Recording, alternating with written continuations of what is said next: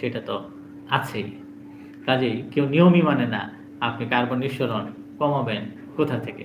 তবে একটা জিনিস হয়েছে, মানুষের যে ধারণা ছিল ডক্টর মোহাম্মদ ইউনূসের, তার বিশ্ব আ পরিধি, তার মেধা, তার কর্মগুলো এবং তার এই যে তত্ত্বগুলো সারা বিশ্বে তিনি ছড়িয়ে ছিটিয়ে বেড়াচ্ছেন।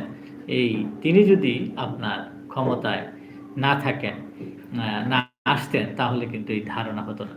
তিনি আরেকটি মন্তব্য করেছেন যে সরকারি চাকরিজীবীদের আপনার ৫ বছরের বেশি চাকরি করা উচিত নয়।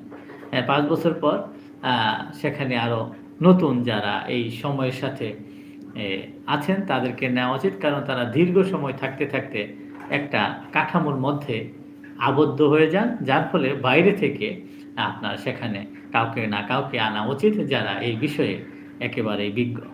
যাই হোক, বাইরে থেকে তো এই দেশের মানুষ আপনাকেও নিয়ে আসলো। তা আপনাকে নিয়ে আসলে বাইরে থেকেই তো আপনি আসলেন।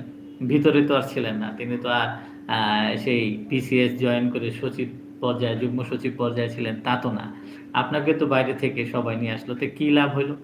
দেশের কি উন্নতিটা হইল? একেবারে আপনি নিজেও আ সেখানে